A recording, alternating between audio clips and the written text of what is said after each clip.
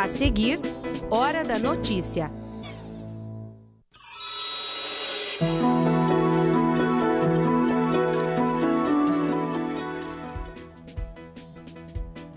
O Hospital de Olhos de Passo Fundo abrange 134 municípios da região e, para atender a demanda, está ampliando a estrutura. O plano diretor de Passo Fundo está num processo de revisão e a comunidade pode participar. No estúdio, a gente recebe hoje a secretária de Planejamento, Ana Paula Vickert. Quais as doenças que podem surgir do uso exagerado de jogos eletrônicos e atividades nas telas de TVs, tablets, celulares e computadores? E ainda na série Os Pequenos de Férias, vamos mostrar duas opções de praça e parque para levar as crianças aqui em Passo Fundo. Hoje é terça-feira, 30 de janeiro, é Hora da Notícia.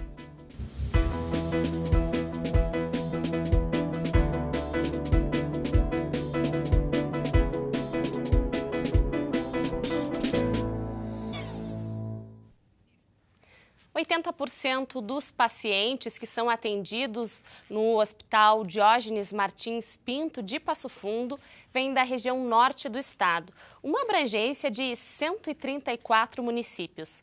O Hospital de Olhos, que atende desde 1999, realiza cerca de 2.400 consultas mensais, cerca de 200 por dia. E é desde 2016 que a estrutura está passando por reformas para melhorar o atendimento. O Valdelírio tem 58 anos e veio até o Hospital de Olhos encaminhado pela Prefeitura de Fontoura Xavier, cidade onde mora, via Sistema Único de Saúde. O caso dele é sério. Ele teve trombose ocular, perdeu a visão do olho direito e agora se prepara para fazer um tratamento a laser para seguir enxergando do esquerdo, que também está comprometido pela doença. Não dá para esperar mais tempo assim.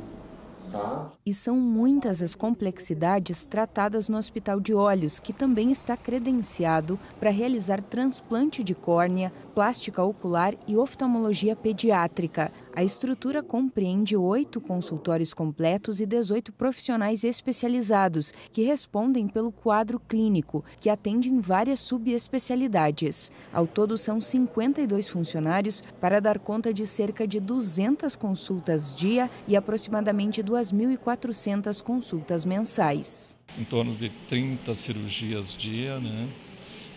Realizamos a cirurgia que mais é realizada, é a cirurgia de catarata. No ano de 2017 foram mais de 2.000 cirurgias de catarata realizadas aqui no Hospital de Olhos. Por meio de convênio particular, faz 4 anos que a Maria vem da cidade de Caiçara para ser atendida no Hospital de Olhos por causa de um glaucoma. 2 colírio, né? Que eu uso 2 vezes por dia, de manhã e à noite, né? Quando venho aqui, sou muito bem atendida, isso não resta dúvida, né? Às vezes demora um pouco ali nos corredores, mas sou muito bem atendida, não tenho o que falar. Nós mantemos o convênio com o Sistema Único de Saúde da 6ª Coordenadoria Regional, que compõe 62 municípios. Tá? O paciente, para ser atendido pelo Sistema Único de Saúde, ele tem que procurar a Secretaria da Saúde do município para ter o encaminhamento, que é o SISREG, que é o documento de acesso do paciente pelo Sistema Único de Saúde.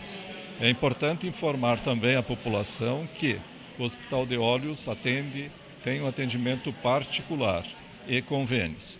O paciente do IP que for atendido na parte cirúrgica do Hospital de Olhos, está incluído também os serviços dos médicos anestesiologistas. Não tem custo para o paciente. A área total do hospital é de 3.800 metros quadrados e é desde 2016 que está passando por um processo de ampliação e reforma. Esse espaço compreende 770 metros quadrados de área já construída. Depois de pronto, vai funcionar como um hospital-dia. O ambiente terá bloco cirúrgico com 4 pequenas salas de cirurgia. Já neste local estão reservadas as acomodações do almoxarifado, refeitório para os funcionários e espaço de convivência.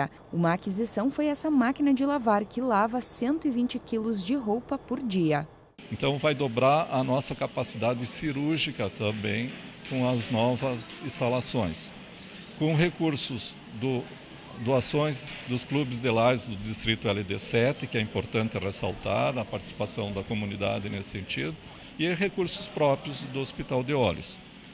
Nós também estamos em reforma, que são com recursos de emendas parlamentar. Em mais 5 meses, nós vamos ter em torno de 540 metros de área reformadas, que está sendo priorizado os consultórios. O hospital também dispõe de equipamentos de última geração para exames. Esse é o mais moderno que o Hospital de Olhos Diógenes Martins Pinto possui, uma tecnologia de ponta para diagnóstico precoce de doenças oculares e acompanhamento. É um aparelho que está disponível tanto para os pacientes do SUS como os particulares, e o OCT Angiography ele é um aparelho que ele tem uma tecnologia bem moderna, então ele faz exames de angiografia sem contraste e ele faz a tomografia óptica ele usa o domínio espectral, que é uma tecnologia bem moderna, e então dá para ver a vascularização na parte da retina, dá para ver a vascularização e as camadas com uma resolução bem alta, assim. O Hospital de Olhos é resultado de uma parceria entre o Lions Internacional e a UPF. Por ser um hospital filantrópico, mais de 60% dos atendimentos são realizados pelo SUS. E o telefone do Hospital de Olhos é o 3318-0200. O plano diretor é um instrumento que busca garantir a todos um lugar adequado para morar, trabalhar e viver. Por isso, a participação da população nesse processo de revisão é um dos quesitos mais importantes para que se construam ideias que melhorem a vida dos passofundenses. Já na próxima sexta-feira acontece a primeira audiência pública. E a nossa convidada de hoje é a secretária de Planejamento de Passo Fundo, Ana Paula Wickert. Seja muito bem-vinda ao PFTV. Obrigada. Secretária, o cronograma de revisão do plano diretor, ele já iniciou há mais tempo, né? Quais foram as atividades, as etapas já cumpridas nesse processo? Bom, nós estamos nesse processo já desde 2016, quando foram instituídas as primeiras ações em relação à revisão do plano diretor. E nós tivemos todo um trabalho interno de formação dos técnicos da Prefeitura em relação à leitura dos planos pré-existentes, né? Nós temos vários planos setoriais, plano de saneamento, plano de mobilidade, plano de desenvolvimento econômico. Então, todo esse material foi compartilhado entre os técnicos, né? E em 2017, nós começamos, então, com a instituição dos núcleos, né? O núcleo técnico e núcleo gestor, que já realizou as primeiras reuniões e propõe, então, um trabalho já desenvolvido na parte da metodologia que irá balizar a revisão do plano diretor. Agora, então, nessa sexta-feira acontece a primeira audiência pública. Qual que é a finalidade dessa audiência? Onde é que ela acontece? Bom, essa audiência de sexta-feira, ela vai acontecer na Câmara de Vereadores, às 19 horas, e ela tem por objetivo a aprovação da metodologia de revisão do plano diretor. Então, todas as etapas, elas necessitam de audiências públicas. Por isso, nós faremos esta primeira audiência. Após aprovada a metodologia, se iniciarão, então, as etapas seguintes. Nós não podemos avançar sem ter audiência pública, que é a validação da população do processo, né? Agora, cada uma dessas audiências, elas terão uma finalidade. Qual será a finalidade específica, então, de cada uma? Bom, a revisão do plano diretor, então, ela tem um cronograma, nós teremos essas etapas muito claras e ao final de cada etapa é feita a audiência pública que ela valida a etapa. Então, após a aprovação, por exemplo, agora da metodologia, iniciaremos o diagnóstico. Feito o diagnóstico, nós teremos essas oficinas territoriais nos bairros, né? Serão mais de 10 oficinas. Em cada bairro isso será divulgado, nós teremos ampla divulgação para a participação popular. Feito o final do diagnóstico, audiência pública. Vai para as proposições, aí serão oficinas temáticas. Feitas essas mais de 10 oficinas temáticas, audiência pública para validação e aí na sequência a elaboração do documento, aí nós teremos um fórum da cidade com ampla discussão e depois novamente audiência pública. Então, todo o processo ele tem que ser participativo e validado pela população.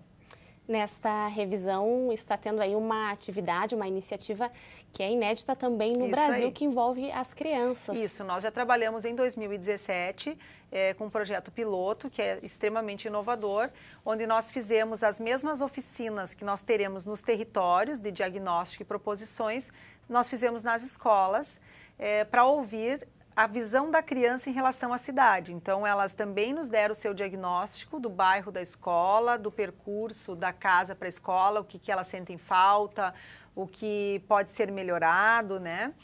Vimos que as crianças pedem muito opções para elas fazerem pequenos percursos a pé, que o bairro tenha serviços, né? Que elas não tenham um bairro só residencial, mas um bairro onde elas possam também transitar, ter lazer, ter segurança, ter saúde. Isso foi muito legal, um trabalho inovador que nos trouxe uma diretriz bem interessante para a avaliação do plano diretor. E quando encerradas essas etapas com a comunidade, daí quais são os próximos passos daí de revisão? Bom, nós temos então essas etapas principais em que a comunidade participa mais diretamente, que é o diagnóstico e as proposições, e depois, então, em 2019, nós teremos a elaboração dos documentos, né, da própria lei, porque o plano diretor é uma lei, e é uma lei bastante extensa, mas que também depois vai de volta para a comunidade avaliar nessas audiências públicas. E a intenção é que, então, em outubro de 2019, esse documento concluído vá para a Câmara de Vereadores fazer a aprovação. É importante reforçar também que a população participe, que faça parte desse processo. A gente está chamando, está convidando. A participação da população é fundamental para a validação do processo. E a gente sabe que é difícil, todos trabalham, tem seu envolvimento pessoal, com família, com filhos, com trabalho, mas sempre possível organizar, às vezes na família uma pessoa aí, levar as suas demandas, ouvir o que a gente está propondo, discutir, né? Porque a cidade tem que ser construída com essa visão ampla de todos, que vai ser, com certeza, engrandecer o nosso documento, a nossa legislação. Tá certo. Muito obrigada pela tua participação aqui no Hora da Notícia e um bom trabalho. Eu que agradeço e com certeza viremos mais vezes para falar de todo esse processo. Tá certo. E o deputado passofundense Juliano Roso, do PCdoB, vai assumir a vice-presidência da Assembleia Legislativa. A posse da nova mesa diretora será na quinta-feira, dia 1º de fevereiro. A presidência da Assembleia vai ser comandada pelo deputado Marlon Santos, do PDT. Um acordo de líderes estabelece alternância na condução do parlamento. Os partidos com as maiores bancadas têm direito a presidir a casa. E depois do intervalo, na série Os Pequenos de Férias, a gente mostra hoje sugestões de praças e um banhado da Vergueiro também aqui em Passo Fundo. Nós já voltamos.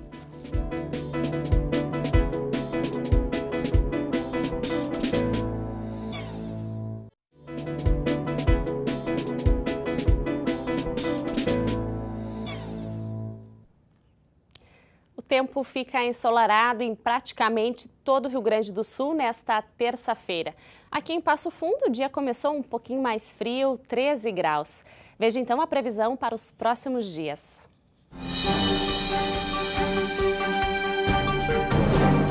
A quarta-feira será de bastante sol. A temperatura mínima é de 16 e a máxima alcança os 28 graus. A quinta-feira também terá tempo bom. Será de sol entre nuvens. A temperatura mínima é de 17 e a máxima alcança os 29 graus. A gente fala agora sobre uma das atividades favoritas de boa parte das crianças e adolescentes. O uso exagerado de jogos eletrônicos e atividades nas telas, seja TVs, tablets, celulares ou computadores. O problema é sério e de difícil solução para muitas famílias. Você vai rever agora que entre as doenças que podem surgir estão as neurológicas. A principal é a epilepsia.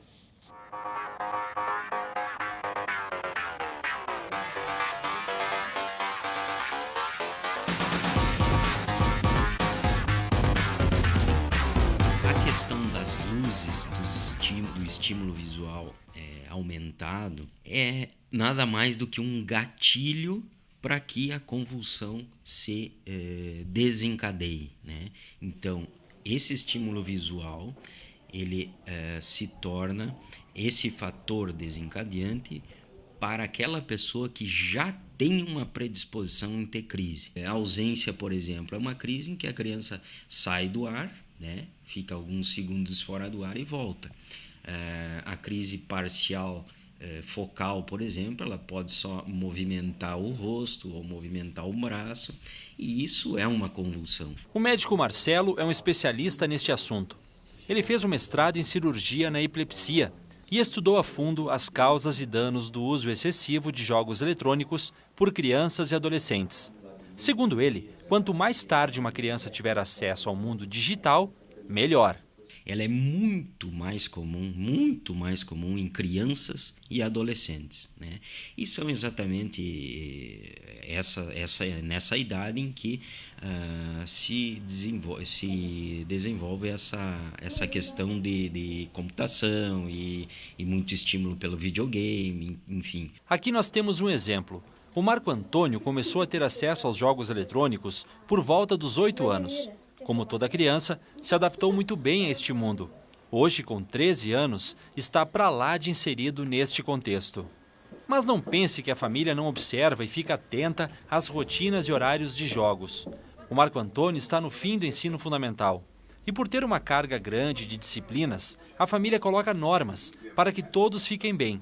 O guri consiga jogar um pouco e não prejudicar os estudos. Nós botamos horários para os temas, para os estudos, para os trabalhos que tem que fazer e delimitamos o número de horas que ele pode jogar. Ele não pode amanhecer jogando videogame até um certo horário, mesmo final de semana que é um pouco mais liberado, ele não é totalmente livre. Então, assim, não deixo para casa dos colegas para não acontecer a mesma coisa. Então, assim, ele tem limites. Porque ele sabe que tem um mundo lá fora, que a gente se preocupa muito, que tem um mundão lá fora e ele está perdendo. Ele já teve momentos que jogou por 3 turnos. Foi uma época que acendeu o sinal de alerta na casa. Agora, as coisas são bem diferentes. Durante a semana é assim. À tarde, depois da aula, a Paula tira o guri do jogo. Faz ele ficar junto, fazendo outra coisa. São momentos de leitura ou filmes. Vou almoçar e depois do almoço eu faço minhas coisas e daí eu começo a jogar. Até a hora do meu compromisso. Daí depois do meu compromisso eu paro de jogar, vou pro meu compromisso. Daí eu volto, faço meus temas, estudo e só depois eu volto a jogar. O exemplo da família do Marco é positivo. E de acordo com o médico, os pais devem conversar com os filhos e chegar a acordos de rotinas e horários. Outra coisa, se o uso excessivo desencadear crise fotossensitiva ou epilepsia, procure um médico para entrar logo com o tratamento. Em alguns casos raros, nós precisamos fazer cirurgia em que as medicações são refratárias, ou seja, não só com a medicação as crises não param, né? Mas o tratamento é com anticonvulsivante, ou seja, medicação, remédio, diariamente. Como vimos na reportagem, menos é mais. E proibir não é a melhor saída. Uma boa conversa com rotinas programadas ainda é a melhor solução. A gente sabe que criança tem muita energia e precisa gastar. Por isso, o período de férias escolares é quase sempre um desafio para os pais. E a Praça Tamandaré e o Banhado da Vergueiro são as nossas sugestões de hoje na série Os Pequenos de Férias.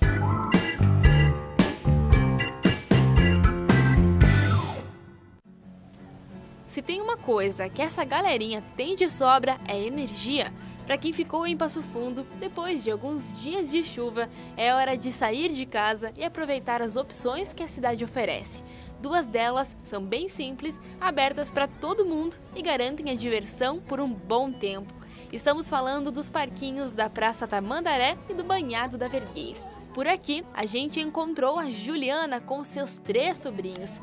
Eles costumam passar as férias inteiras juntos. Tem que botar eles ao ar livre. Eles já passam o ano inteiro estudando, meio que fechado, então nas férias tem que botar gastar energia. E uma das opções que a gente achou foi a pracinha.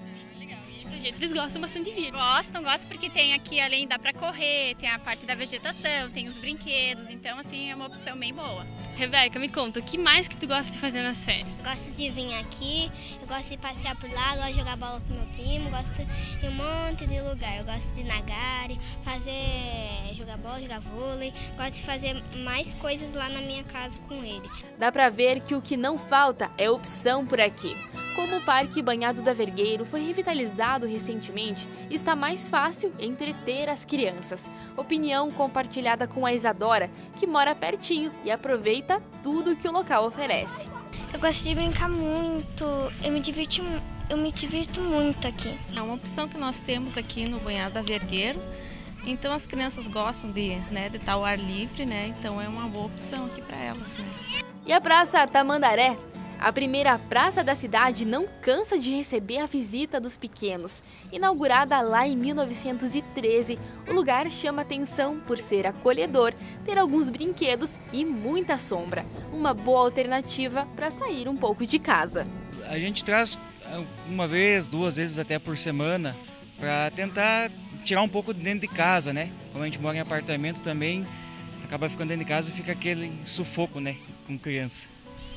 O meu pai brinca comigo aqui na pracinha. Ele me balança forte que nem eu gosto de balançar no balanço. E se a gente deixar os pequenos somente em casa, é somente internet, celular, só em cima do computador, né? E eu acho que férias foi feita para brincar, para se divertir, tem a piscina também, né? Então acho que a gente tem que incentivar isso na criança também.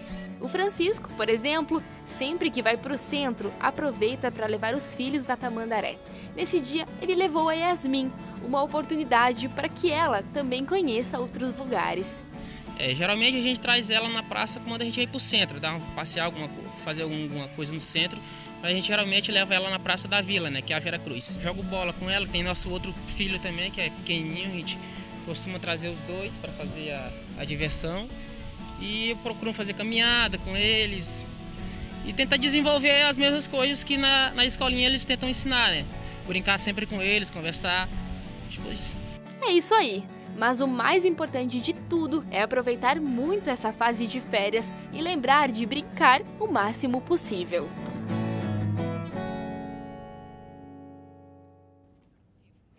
E amanhã, na série Os Pequenos de Férias, a gente mostra como opção os clubes de Passo Fundo. O programa de hoje fica por aqui, mas a gente volta amanhã ao vivo, ao 12h30. Obrigada pela sua companhia e até lá!